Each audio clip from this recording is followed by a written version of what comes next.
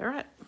All right, good evening, everybody. We're running a little bit late. Y'all don't know this, but we are sitting over here talking about things, uh, Everything. But luckily, because we're recorded, it doesn't matter when we start, which is pretty cool. So we're gonna go back to Job tonight. I think we're in chapter 5. Yep. If you remember last week, we started with Eliphaz's, I'm gonna call him Eli because that's such a big word. Eli's response to Job. And last week, we realized that Eli's making a lot of assumptions Yes. about what's going on with Job. Something we often do ourselves with people.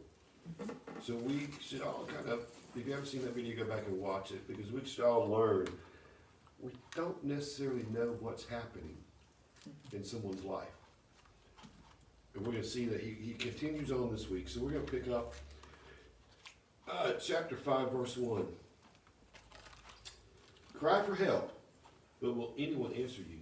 Which of the angels will help you? Surely resentment destroys the fool, and jealousy kills the simple. I have seen that fools may be successful for the moment, but then comes sudden disaster. Their children are abandoned far from help. They are crushed in court with no one to defend them. The hungry devour their harvest, even when it is guarded by brambles. The thirsty pant after their wealth. But evil does not spring from the soil, and trouble does not sprout from the earth. People are born for trouble as readily as sparks fly up from a fire. All right, we're going to stop right there.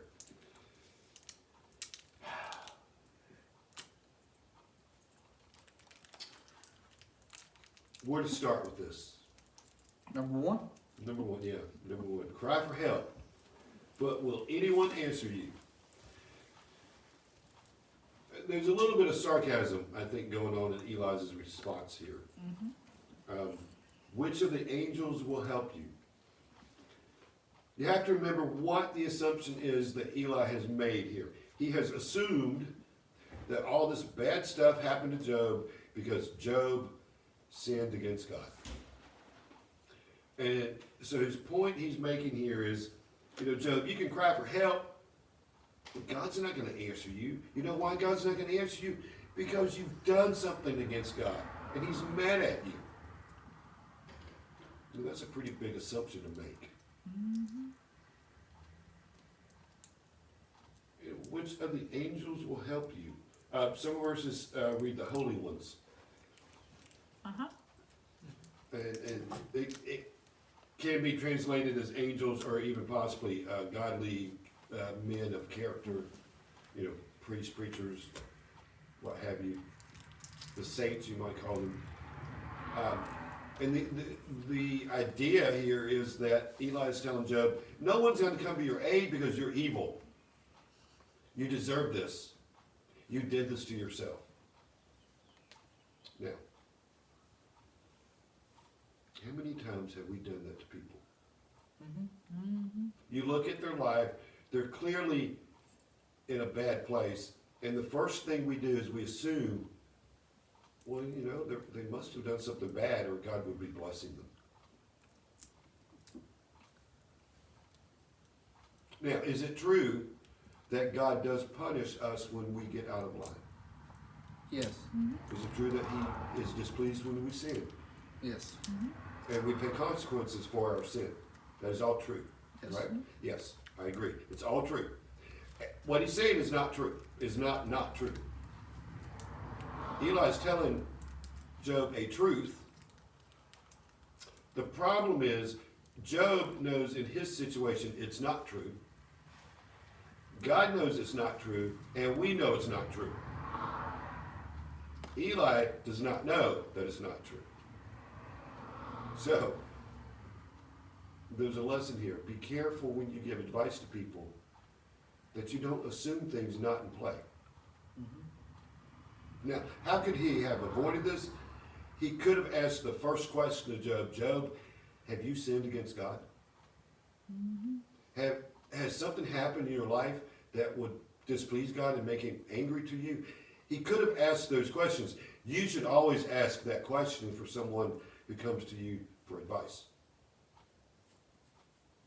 You know, if there's a lot of bad things happening in their life, that should be the first question we ask. Can you think of anything you've done that is displeasing or sinful towards God? Because if the answer is no, either the person may not realize it's sinful, or something totally else could be at play. So your advice has to change depending on what the current situation is. Eli is just giving a blanket belief. Bad things happen to you, and it's because you sinned against God. Now let's look at what he says. Surely resentment destroys the fool, and jealousy kills the simple. We're kind of getting into Proverbs here. I have seen that fools may be successful for the moment.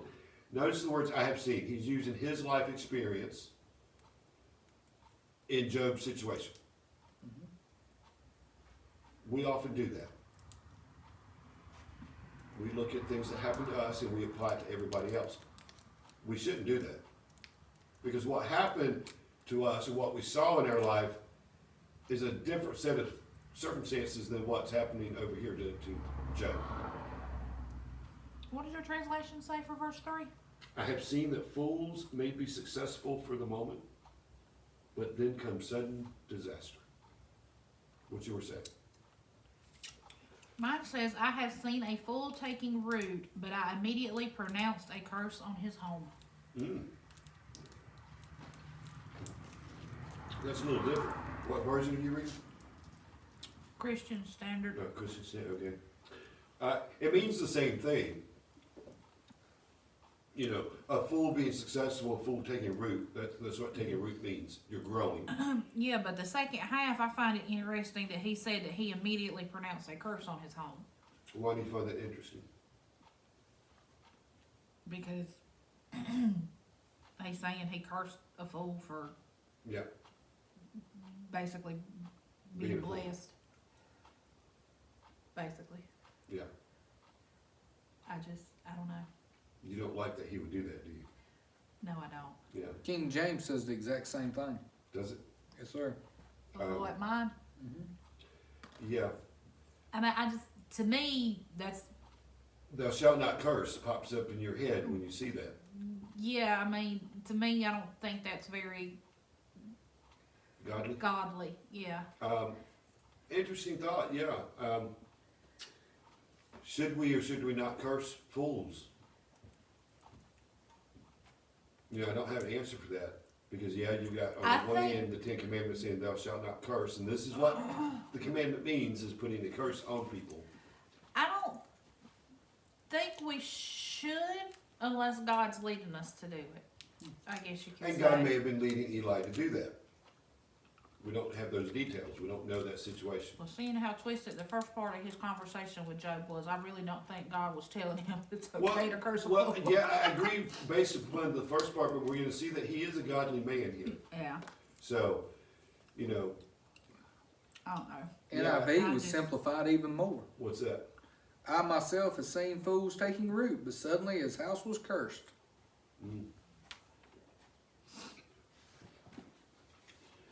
So, yeah, a little debate about how it translates. Should it be it is cursed or I cursed it?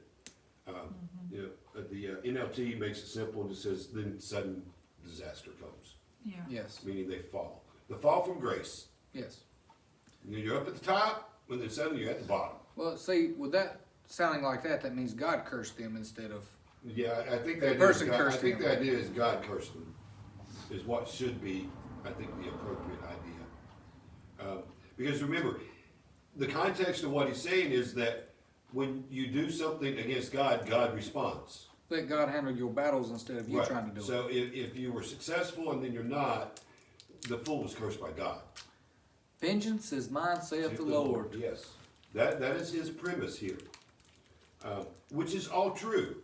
Don't get me wrong, we're not discounting his advice. The problem is his advice simply doesn't apply here. Right. Exactly. And that's a problem we have to avoid when we're dealing with other people. Make sure your advice applies to the situation at the moment. Because this is absolutely true, all of it. It's just wrong in this instance. All right, Then their children are abandoned, far from help. They are crushed in court with no one to defend them. He's alluding to the death of Job's children here. Yes. You know, what he's saying is they did something wrong. They were crushed with no one to help them. Crushed in court with no one to defend them, meaning there was no defense counsel, no one on their side. They were in the wrong. He's making a lot of assumptions here. Which we don't know if they were in the wrong or not. Well, as far as we know, they were godly people too. They were just together having their weekly dinner that they did. And they had a very good father that prayed over them. Yeah, you know, there's no indication from any of this that his children were in any way out of line with God. Remember, this is a battle between God and Satan, not God and Job. Right. So we assume that his children were, if not as godly as he is, at least living a godly life. The hungry devour their harvest, even when it is guarded by brambles. Yeah, you know, this is one of those foolish things you do. You don't eat up the harvest simply because you're hungry. Mm-hmm. You need the harvest to last a long time. The thirsty pant after their wealth. You know, the Greek and Syriac version says, the Hebrew reads, a snare snatches their wealth, which probably is a better translation. You know, snares are those pitfalls, those things that pop up. Kind of like COVID-19 could be considered a snare for some people's wealth. It came out of nowhere, it's grabbing it, and, you know, these things happen. But evil does not spring from the soil, and trouble does not sprout from the earth. People are born for trouble as readily as sparks fly up from a fire. Now, this is interesting. Do you get what Eli is telling Job? Evil is not something that just happens. Evil comes from man. We create the evil. We do things that are evil. We are the source of evil. That's really what he's saying. Yeah. You know, when there's evil in the world, it's because we did it.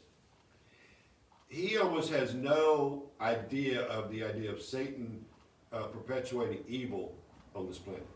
I wouldn't say we did it, but we allowed it. Right? We have a hand in it often, Oh yeah. sometimes. But if something evil It happens, doesn't. I don't think it solely comes from us. right? If something evil happens to me, it's not because necessarily I did it or you did it. Sometimes it's Satan working against me. Eli doesn't seem to have that concept at all. Well, I mean, even if you look at what we would classify as an evil person, I don't think people are innately evil. I think we allow We are innately sinful, exactly. but evil, yeah, I think evil, we're I think influenced to be evil. We are influenced. We're, you know, we allow it. You know, Sometimes we I don't welcome think it. we are. Yeah. Yeah, I agree with that. We are all innately sinful, but that does not make us innately evil. Exactly. We're fallen people, and we're highly susceptible to evil because of their sinful nature. Right. But they are a little bit different. So, you know, don't confuse sinfulness with evilness, because we're all sinful. Right. We're not all evil. Yeah, because I mean, We if choose- you take the garden, Adam and Eve. Right. I mean, they weren't evil people. No, they just fell to the evil of the evil one. Exactly. You know, he influenced them to commit sin. And yeah, in one sense, sin is evil against God, but it's not evil in the sense of the source being Lucifer. Right. You know, he is the evil one. So yeah, this is, you know, very interesting. We got to get into Eli's mindset. So evil doesn't just happen. Doesn't spring from the earth. Trouble doesn't just sprout from the earth either. If there's trouble in your life, it didn't just happen by coincidence. You did it. That's what he wants to tell you. Eli wants to tell you, you did it. If you have trouble in your life, you did it. You planned it. You planted it, you cultivated it, now you're harvesting it. That is his advice to Job. Notice the last part, as readily as sparks fly up from the air. In other words, it just happens that way. You burn something, the sparks go up. They don't fall down, they go up. They always do. You've never seen an upside down fire. No. That's what he's saying. You can't, this is logic beyond belief, and you cannot alter it. Unfortunately, he's totally wrong here. He just doesn't know. Now, next section, verse 8. If I were you, I would go to God and present my case to him. He does great things too marvelous to understand. He performs countless miracles. He gives rain for the earth and water for the fields. He gives prosperity to the poor and protects those who suffer. He frustrates the plans of schemers, so the work of their hands will not succeed. He traps the wise in their own cleverness, so their cunning schemes are thwarted. They find it is dark in the daytime, and they grope at noon as if it were night. He rescues the poor from the cutting words of the strong, and rescues them from the clutches of the powerful. So at last the poor have hope, and the snapping jaws of the wicked are shut. If I were you, how many times have I started that conversation with someone? If I were you, this is what I'd do. That's what Eli's saying. I would go to God and present my case. This is the strongest indication he's telling Job, you did something wrong. Go plead for mercy before God. And then he tells us why. Then let's look at why. Because this tells us a lot about who Eli is. He does great things too marvelous to understand. Will not disagree with that one bit. No. He performs countless miracles. Absolutely. He gives rain for the earth and water for the fields. Yes, he Amen. does. Had it today. He gives prosperity to the poor and protects those who suffer. Get amen on that one. Yes. Oh, yeah. He frustrates the plans of schemers, so the work of their hands will not succeed. That's a hallelujah, isn't Yes. it? He traps the wise in their own cleverness, so their cunning schemes are thwarted. And they find it as dark in the daytime, and they grope at noon as if it were night. He rescues the poor from the cunning words of the strong. Let's stop right there. What does that mean? He rescues the poor from the cunning words of the strong.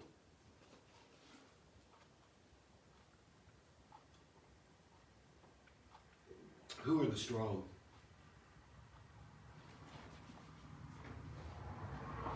I tell The you, rich. yes, it has something to do with money. He who is strong has money. So what are the cunning words? Too. Huh? Could be our leaders too. Yes, what's cutting words? You're not worthy. You're a bum, Yes. you're Worthless. worthless, you got no rights, you're gonna do what I tell you to do. If you don't, you'll starve. Yep. That's what we're talking about here. If those words come out of your mouth, Eli's telling you God will rescue the poor from you Yes. and from the clutches of the powerful. That would be your leaders, your, the people in charge.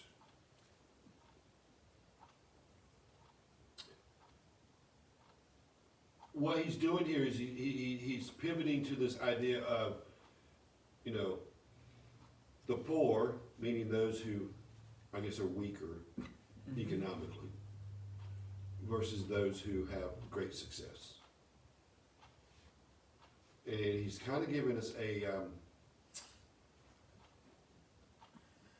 what would you call it, essay on what he thinks about the rich, and the powerful. They can be evil. Because they abuse and misuse people that are of lesser economic status than them. Eli almost sounds like a rags to riches story. Like he came from the poor and became wealthy Yeah, and wise, and now he's trying to say, hey, look, I've already seen this happen. yeah, I think you're right, yeah. We don't know much about Eli, but I would not be surprised if that's not true. That he's been on both sides of this equation. Fence. Yeah. And he doesn't have a lot of good things to say about the people at the top. No. And so at last the poor have hope, and the snapping jaws of the wicked are shut.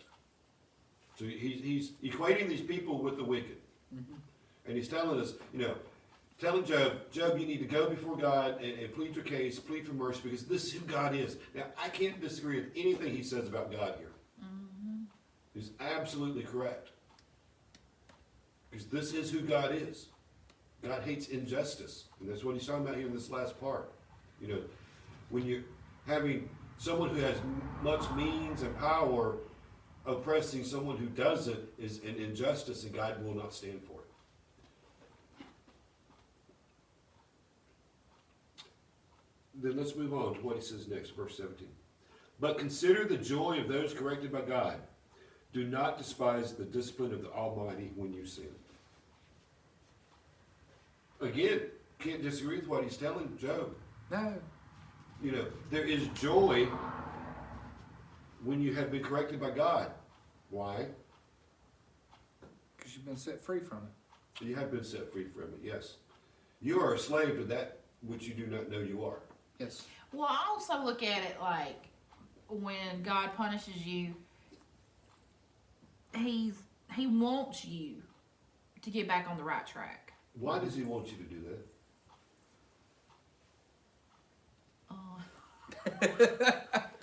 I'm going to help you out. It's an expression of his great love. Right. Yes. He loves us, and he wants... He doesn't want to see us wander off track and be... He wants what's best for us. Yes. And he corrects and disciplines when we get off track. Right. Same reason why we're tickled when we see our children do what we've asked them to do instead of having to punish them in order to get them to do it. Exactly. You punish them to get them Yes. on the right track. Yes. Right. You do it out of love, not out of meanness. If you're mean, you're abusive. Yes. Right. If you do it because you get a thrill out of punishing people, you're abusive.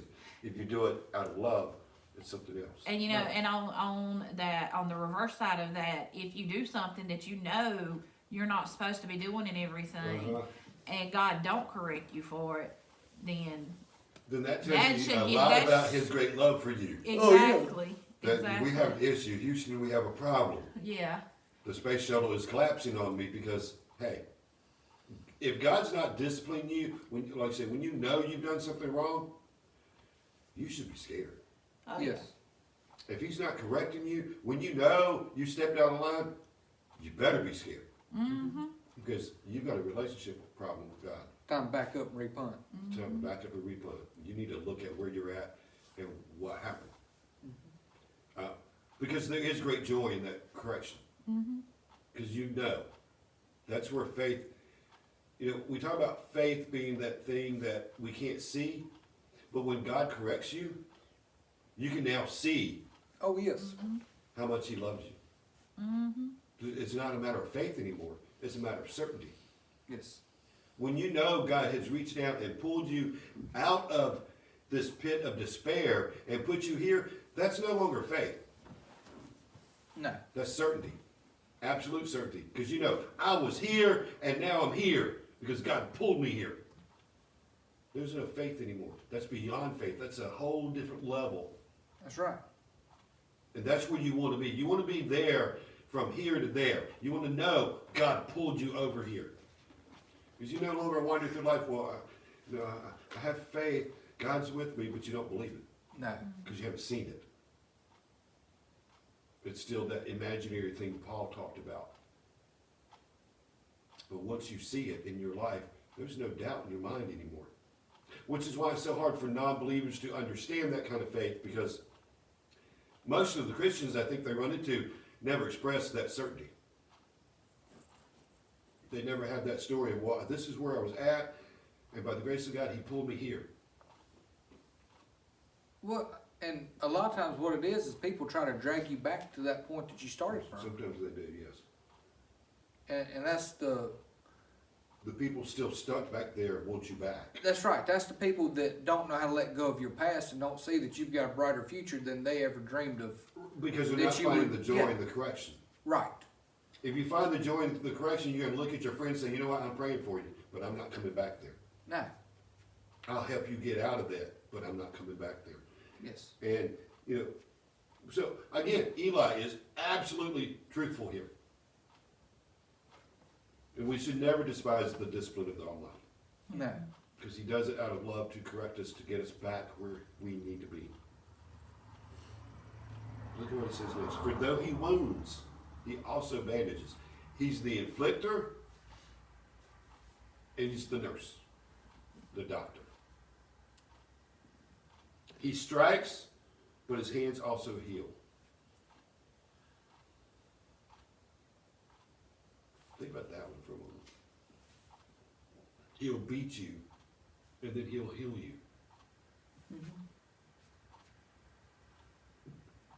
It's not like when you was a kid and your mama whooped you, then hugged you afterwards. Yep. Exactly. We brought your ice pack to put on your body because it was swollen. Mama never done that one. From six disasters he will rescue you. Even in the seventh, he will keep you from evil. I always love when the Bible quotes, this pops up all the time. And I'm always like, I used to never understand why they did this. Why not just say, from 7 disasters? Why from 6 disasters will he rescue you? Even in the 7th, he will keep you from evil. The idea is, God goes beyond Yes. what he has to. God does more. That extra mile. I studied a lot of customer service books and teachings, and they always say you got to go the extra mile. If you want to be a good employee, go the extra mile. God goes the extra mile. Not only will he rescue you from 6 disasters, he'll be there waiting on the 7th one. Yes. Well, my God, he came from the heavens to a cross. Exactly. He went the extra mile. Yeah. He will save you from death in time of famine, from the power of the sword in time of war. You will be safe from slander and have no fear when destruction comes. You will laugh at destruction and famine. Wild animals will not terrify you. You will be at peace with the stones of the field, and its wild animals will be at peace with you. You will know that your home is safe when you survey your possessions. Nothing will be missing. You will have many children. Your descendants will be as plentiful as grass, like a sheaf of grain harvested at the proper time. Let's stop right there. Now, he's talking about when you find the joy in God's correction and discipline. So you can actually break this down to all the things you'll get. One is he'll save you from 7 disasters. Yes. He'll go the extra mile. He'll save you from death in time of famine. Okay, now, doesn't say you won't go hungry, No. but he's saying you won't die from your hunger. No. God will be with you. Well, even in the Bible, it tells you that, that I have fed my birds. Do you not think I won't feed you? Exactly. The animals, they do pretty good on their own out there. God Oh, takes yes. care of them. Yes, yes. We worry too much about how we're going to eat. Well, it's because we're used to eating 7 and 8 course meals. And we're also used to having to have money to buy the food. Yes. So when we don't have money anymore, we get scared and we're, I'm not going to be able to eat. If God can feed the wild animals, he can feed you. Think about that. He's fed us with $20 in the bank account for a week. Exactly. I mean, I want you to think about this for a moment. I know a lot of people right now are scared of this. They're afraid of, not having the money to pay my bills, not having money to put food on my table. If God can take care of all the animals of the world, he can take care of you. Yes. Well, go to Australia when they had that massive fire come through. Look at all the animals that survived that. Right. And there was nothing left. Nothing. It totally wiped it out. Koalas still found food, kangaroos, everything. Right. It's not easy. No. And I think the one truth I took from this was things may not be easy, but they're survivable. Yes. Yes. Look at this. He will save you from the power of the sword in time of war. Yes. You will be safe from slander. You know, slander hurts, Yes. and it can have grave implications to your reputation. And you will have no fear when destruction comes. Destruction can mean anything in this instance, I think. Notice what it says in verse 20. You will laugh at destruction and famine. Wild animals will not terrify you. All right. You will laugh at destruction and famine. We're going to take that one.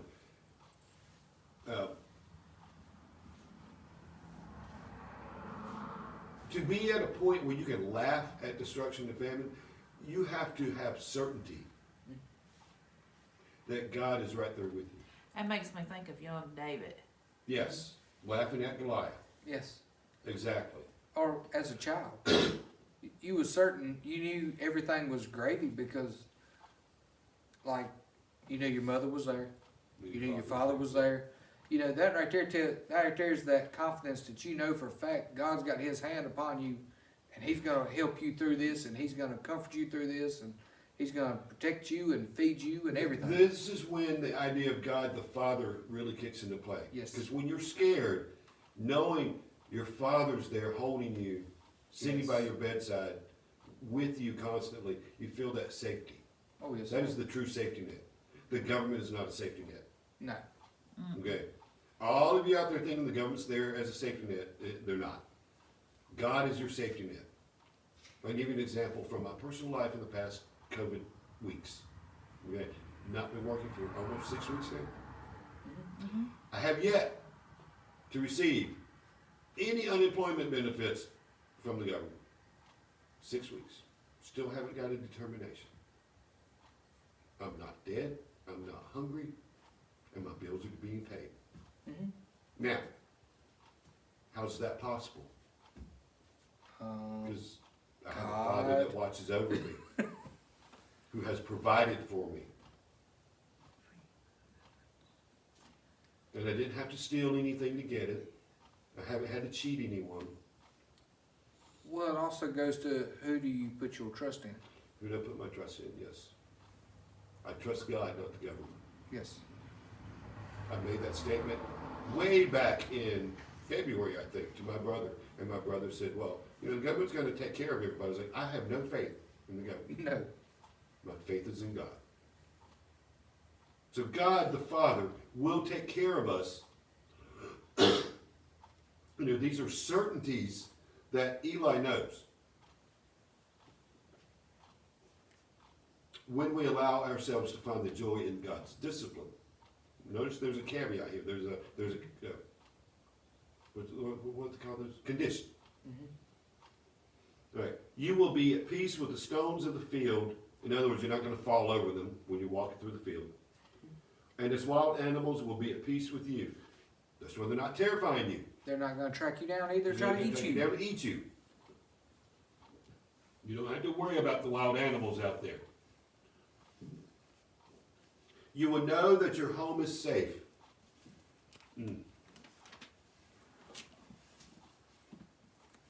You know, I grew up in a house, we never locked our doors.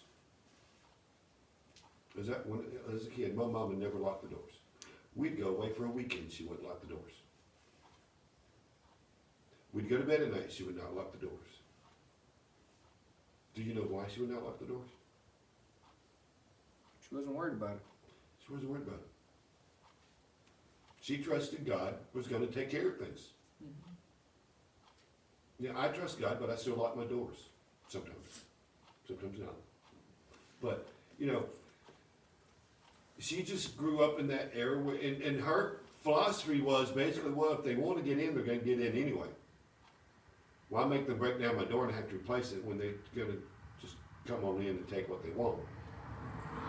But there was that level of trust, you know, and my mom would love her to death. She was not what you would call a typical Christian because she didn't really go to church. And a lot of that was because she got wounded when she married my dad.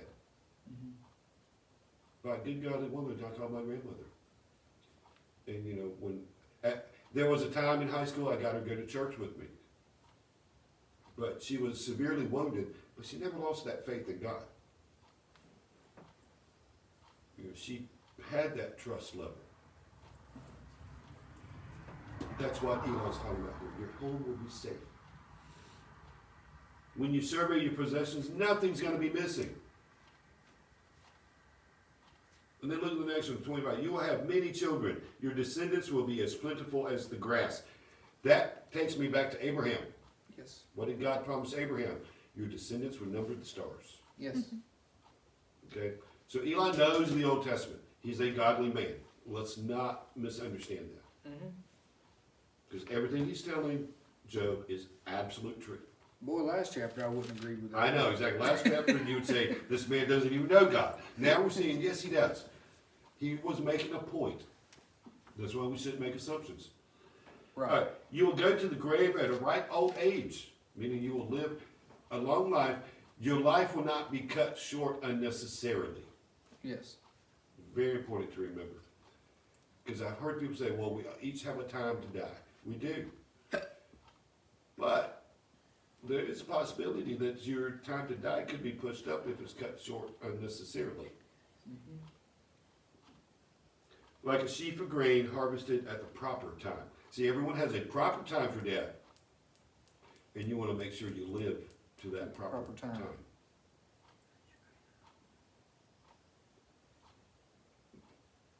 All right, we're going to look at the last verse. We have studied life and found all this to be true. Listen to my counsel and apply it to yourself. Now, I agree with this first part. I disagree with the second part. Yeah, everything he's shown here is true. He's seen it. He's lived it. It's almost a common sense approach to life. Then he runs into a problem. Job, listen to me and apply it to your life. Well, that would be great if Job had done something wrong. Yes. But we know from the first chapter, Job has done absolutely nothing wrong. This is a war, what do you call it, a battle of wills Yes. Wheels. between God and Satan. And Job is the pawn. So, And he's getting moved back and forth. right, Eli's advice simply is bad here. It doesn't apply. It could apply to many situations, but this one it doesn't apply to. This is the danger when we give people advice. This is the danger when we don't know all the facts. Right. You know, I do counseling for people. I want to know the facts before I start giving advice. I'm asking questions, and Caleb will tell you I ask tough questions. Yes, you do. And they're aggravating, and they can make people mad. But I'm probing to understand where you are. Because until I know where you are, I don't know where I need to take you. No. Eli has no idea where Job's at right now. He's only looking at what happened and assuming, well, because A happened, B must be the reason. When in fact, it's C. Christ. Yeah. You know, this is not even a test of Job's faith. I don't even know what you call this. A lot of people think this is a test of his faith. It is and it isn't. It's more than that. It's a fight between good and evil. It's a fight, well, there's that word again. It's a fight to prove that you can endure whatever is thrown your way. Yes. No matter what comes, as long as you're standing there with God, you can endure whatever circumstance happens. Because that's really what's going on here. Yes. It's an endurance test, more than a faith test. Does Job have the endurance to see it through, to last it out? You know, that's a question we have to ask ourselves today too. Do you have the endurance to last it out? Well, we're going to stop there because next week we pick up on Job's second speech, because he's now going to respond to Eli. And I read in commentary the other day, said while Eli's advice is absolutely great advice normally in many circumstances. In Job's circumstance, because it's totally wrong and Job knows it, we're going to see that it kind of throws Job into deeper despair. Remember that about your advice. You can have good intentions, but it can go horribly wrong with people. Well, and something else too. Eliphaz is supposedly one of his good friends Yes. and knows him, knows his character and everything, and yet he's still adamant that Job has done something wrong. Yes. Even after Job has said, Because, I haven't done it. because he has this worldview that if bad things happen, it's because you did something wrong. Right. Now, there was a commentator that talked about, this is a common problem even in today's church. That many churches still believe this, that, if there's bad things happening, it's only because you've sinned. Yes. You've done something wrong, that's why bad things happen. Well, Job, the whole book tells us that's not true. Sometimes there's a cosmic war going on, and you're just being swatted to prove a point. Well, this right here is a lot like trying to fix something when somebody just tells you what they think's going on with it. Until you see what's happening, you can't really repair something. Yeah, it's like when I call up my friend and say, look, my truck just cut off, what's wrong with it? And he says, you gotta tell me more than that. What's your fuel gauge say? Yeah. You've got to probe and ask questions. Yes. Now, he could say, well, it's broken. Mm-hmm. You need a new motor. Could be true. Yeah. Might be out of gas. Or a $25 sensor. Or a 10-cent fuse blew. Yes. I've had that happen. Yes. My truck wouldn't start and I thought it was broken. It was a fuse. So, without knowing, how do you answer the question? Right. How do you give advice? You can't. And so we should never assume that just because bad things happen, it's because someone did something bad. Mm-hmm. Could be true. Could be false. Could be false. Remember that. It could be true, it could be false. You've got to ask the questions to find out what the advice should be. All right, anything else? If not, we're going to wrap it up with prayer. Good? Good. All right, let's pray.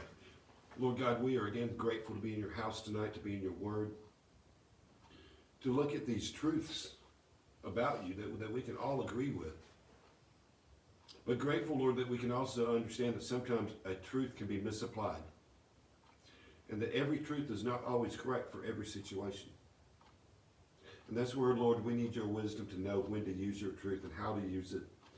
And not to assume that it applies to everybody exactly the same every time. Because that's kind of a little bit of our own arrogance getting in the way. Thinking that we know what we don't know.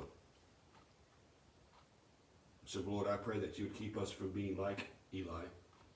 That you would teach us, Lord, to be willing to ask questions and to not assume things that may not be in play, but to seek out answers first, to ask probing questions, and that we not just take things at face value, because sometimes that which we see is not really what's happening. Our eyes can deceive us, and I think that happens a lot, especially in today's world. I think we're very open to deception of that nature. And Lord, I do believe that deception comes from only one place, and it's not from you. So I pray, Lord, that you would grant us the ability to see the truth, to discern what is correct, what is real. And then, Lord, we'll know how to operate and proceed. We do, Lord, we pray for this nation tonight, for this world, for everybody suffering from this terrible disease that's befell us. For those, Lord, who are out of work and are running out of money, who may already be out of money, Lord, I just pray that they turn to you and put their trust in you, and that you would provide for them as only a loving Father could, and that you would take care of them. And even though, Lord, those that don't know you, send them the help they need. That way they'll know there is a God. Maybe, Lord, they'll turn to you.